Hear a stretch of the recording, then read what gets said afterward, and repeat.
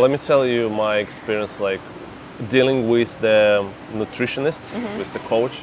So basically, I hired one like last year for a month. So it's a program. Basically, how it works: I have my breakfast, and I take a photo and I send it to her, like WhatsApp it to her. Okay. And she give me some like comments. So basically, it's for every meal, and I did it for like 30 days, for a month. I was like pretty cool. So I lost some weight. I definitely start like eating more healthy. And how it works actually, that's what we discussed. If you don't pay for it, so for advice, it doesn't. It kind of doesn't work. And for me, it was like, okay, in the evening, I just went to play football, and then I want to have a can of beer. But then, if I have this beer, then I have two choices. Either I need to send it to her, and then what's the point? I send a photo of beer to her, and she's like, yeah. Or I need to hide it. Okay. But if I hide it, like, what's the point of paying to the consultant? Yeah, exactly. So I end up not having the beer. So that's how it works. Yeah. But you're being more conscious. Yeah, being more conscious, exactly. Yeah, and thinking. You start from thinking what you eat. I think that's the first step. But then the problem was, like, after 30 days, I think I haven't built the habits properly. So maybe I tried to have this diet for maybe another month, but then it kind of fade away. Yeah. So, and that's the problem. So what would be your advice? I hear that all the time. I think the problem is, it's great that you had someone who you were accountable for and you were working together with.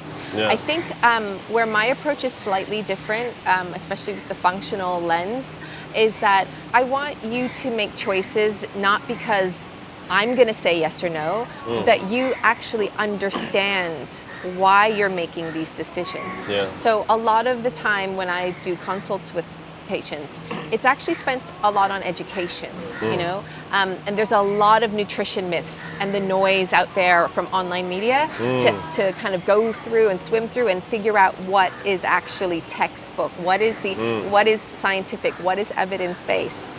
What's the biggest ones, the myth? The biggest myth, protein. Yeah. Oh my gosh. Oh, right. It's and I'm unpopular for saying this. Maybe this is what will go viral. But I'm like, we are all focused so much on protein, and it's protein, and we're going to avoid sarcopenia when we get older. And I'm thinking we need to focus on fiber. We have this gut microbiome, and we're starting to talk about that. But this gut microbiome, it's the question of, are we the host or are they the host? And we have the symbiotic relationship. But we have zillions of gut microbiome. And they are integral to our neuro health, our biological health, every system in our body is touched by our gut. Yeah. And we don't feed our gut enough. We need to focus on fiber. So kimchi is good. The cabbage. The cabbage is why it's good. The cruciferous vegetables, right? Yeah. I think there's so many myths.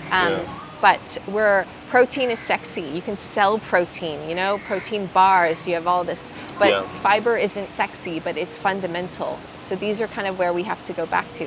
What contains fiber? So cabbage, kale, spinach, all the green vegetables, fruit.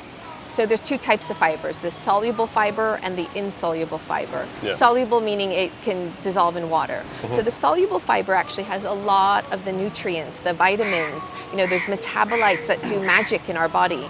And then the insoluble fiber is that kind of like roughage, the stuff that helps clear it out. So these two types of fiber are found in all plants, all veg. They're not found in animal products. So not that I'm saying you have to be vegan or anything, I'm just saying when you're consciously eating, you're aware that I need to get at least 30 to 50 grams of fiber. Most people, studies are showing around like 15 grams. So, I mean, the number of times I have people come in and tell me they're constipated, or they go from constipation to diarrhea to gas to bloating, all these gut issues. And then you look at their diet and you can see very clearly they're undernourished with fiber. Yeah.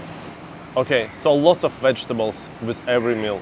Yes. Yeah. I mean, it sounds basic, but that's kind of one of the fundamentals. And a lot of people are getting kind of confused by, hey, let's start the morning with a protein shake or a protein this, right? And we're missing a lot of the fundamentals, that fiber. About building the habits, what would be your advice? How to do it? There's that famous book, Atomic Habits. I forgot the author, but he always says start small. I think that's a really, really good piece of advice.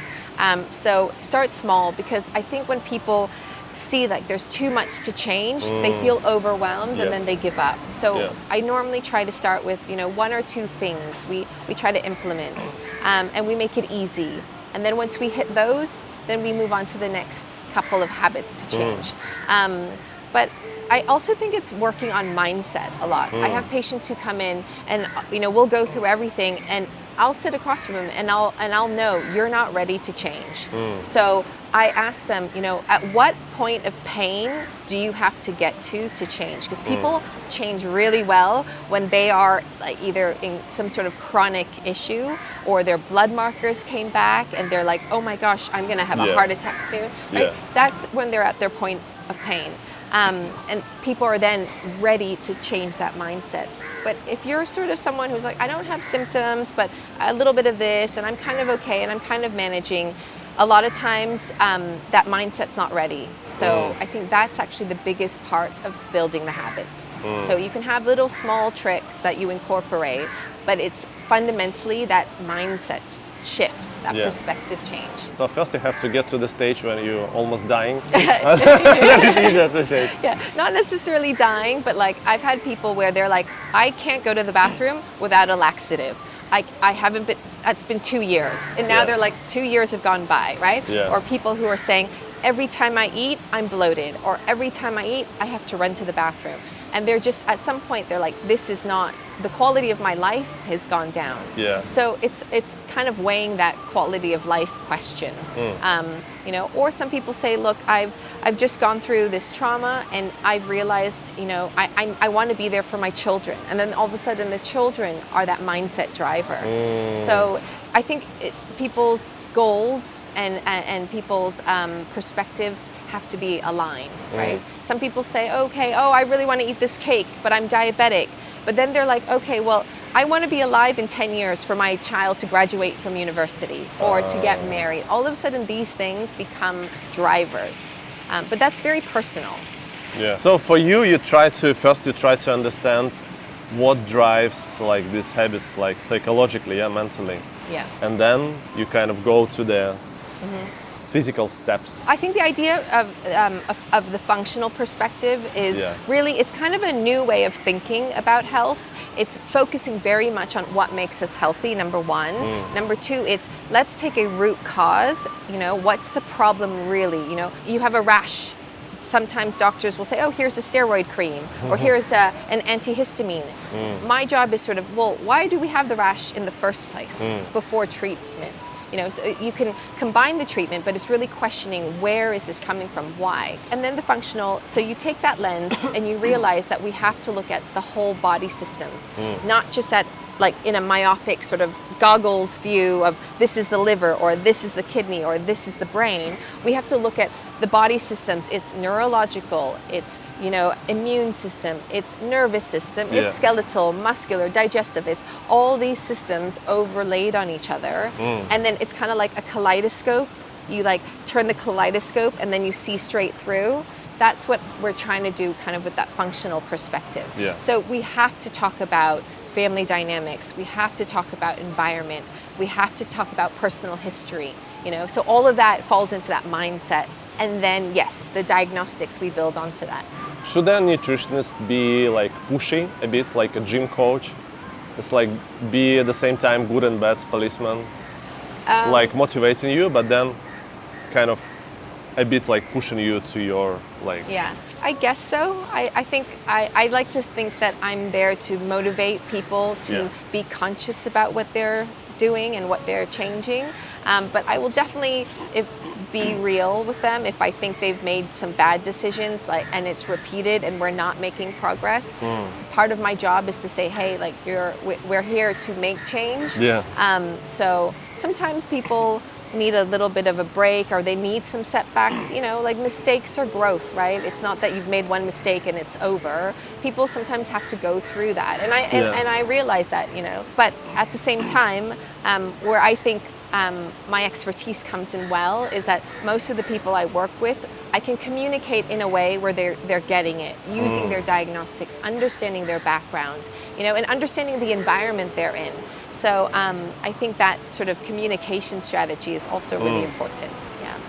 What I see works for like my clients. I used to have these mastermind groups. It's more like for social media business. So I used to help people like to grow their social media presence and do sales through it, generate leads. And what actually helped, I noticed that when people are going like the wrong direction, you kind of get them back to their like goal, what they set in the beginning. Yeah, it's like, why are you doing it? Yes. Why Exactly. are you going the wrong direction? You remember our initial goal was like you want to make like $1 million or something. And then, exactly. And then they have to like always remember why they're doing it, the big why, right? Exactly.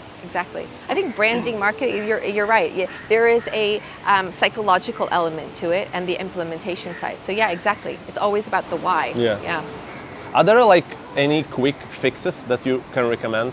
Maybe something that you can implement easily in your life, and then it improves the quality of like how you eat. Yeah. Actually, changing is not some big hard thing that you have to do. I have some people who see me once, twice, they get it, they change, and it's not me changing them; it's them changing their mindset, their sort of perspectives, and their body then also changes with that.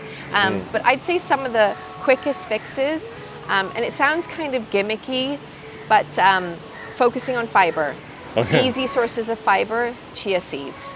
I mean, you can chia buy, seeds, they're okay. accessible, right? Seeds are very powerful because if you think about that little seed, it has to grow into this plant or grow into this tree. There's a lot of nutrients stored in there, and there's fiber. So the seeds, they become a bit jellyish, like when you put them in water or some sort of a liquid. That soluble fiber and insoluble fiber are there. So like, I'd say hands down with everyone, I'd say easy way to get your fiber, a couple of tablespoons of chia seeds, right? That's the easiest kind of gimmicky social media online kind of one-liner. Have your chia seeds. And I'm not like sponsored by a chia seed company or anything. What's the meaning of life for you?